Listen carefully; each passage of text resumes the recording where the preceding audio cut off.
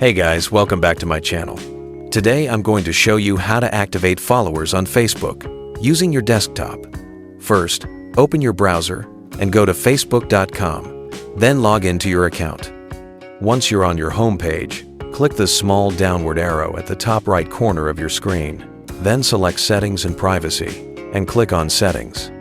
On the left-hand side, scroll down and click Followers and Public Content. This is where you'll manage who can follow you and how people interact with your public posts.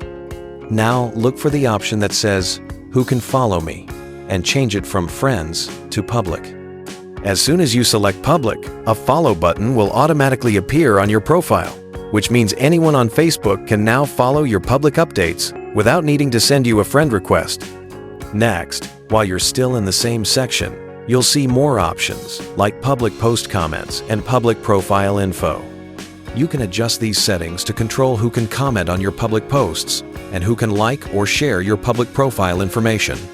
To make sure your followers can actually see what you post, go back to your profile and, when creating a new post, click on the Audience selector under your name and choose Public. This ensures your post will appear in your followers' feeds. And that's it.